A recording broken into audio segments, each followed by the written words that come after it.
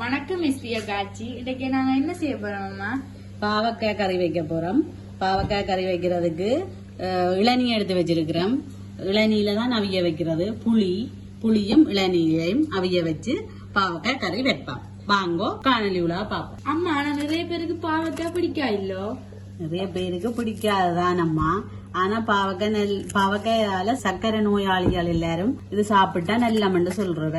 ஆனா சர்க்கரை வியாதியாரல் சாப்பிட்டா அந்த நோய் குறையும்ன்றதில்ல, அந்த கட்டுப்பாடா வச்சிருக்கலாம்ன்றதுல பாவக்காய் சாப்பிடுறது நல்ல. பாவக்காய் முதலாவது கசப்பு தன்மை இருக்கு, அதாலதான் பெருசா இருவரும் விரும்புறில்ல.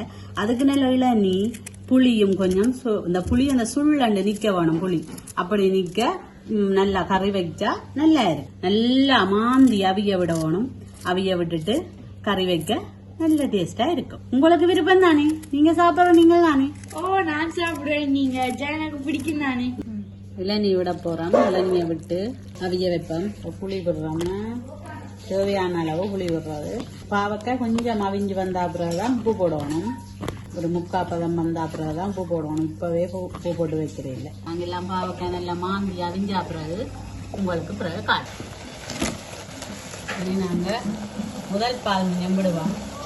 கப்பிப்பால் என்று சொல்றது. நல்லா விட்டுட்டு கப்பிப்பாலை திரட்டி விடுவோம். பார்த்தீங்களோ, இப்போ கப்பிப்பால் விட்டா எப்படி வந்துட்டு வந்து சேர்ந்து அதுதான் நாங்கள் எஸ்வி அக்காஜின்ற தூள் போட போறோம். போட்டுட்டு இந்த பாவக்காய் பூச்சி சின்னாக்களுக்கு பூச்சி எல்லாம் போகும், பூச்சி தொல்லையும் போகும். தூள் கணக்க போடக்கூடாது, கொஞ்சமாக போடணும். தூள் கணக்க போட்டால் அந்த பாவக்காய்க்கு ஒரு வெடுவெடுப்பு தன்மையாக இருக்கும். அதில் நாங்கள் கணக்க போடக்கூடாது.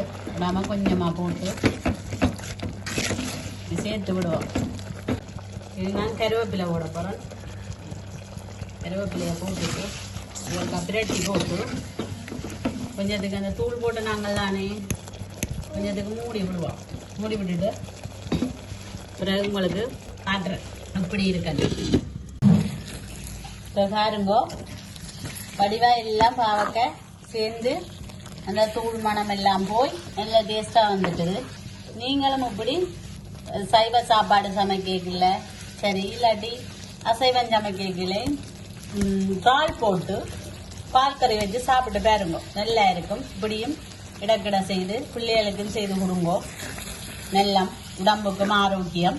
இங்கே சின்ன வாட்டி இருக்கா கொடுத்து டேஸ்ட் பண்ணி பார்ப்போம், கேட்போம். அவாக்கு கொஞ்சம் பாவக்காண்டா விருப்பம். அம்மாக சமைச்சு கொடுக்குறவா கொடுத்து பார்ப்போம். பாருங்க, சொல்லுங்க. நல்லா இருக்கம்மா. அப்ப இன்னைக்கு சட்டி கேட்பீங்களோ? வகை நெடுகளின் சட்டி கேட்கிறவா வெள்ளமா புட்டுக்கு அம்மா எனக்கு பாவக்காய் சட்டி என்று சொல்லுவா. பாவக்காய் கறி தயாராயிட்டு மீண்டும் ஒரு காணொலியில உங்களை நான் சந்திக்கிறேன்.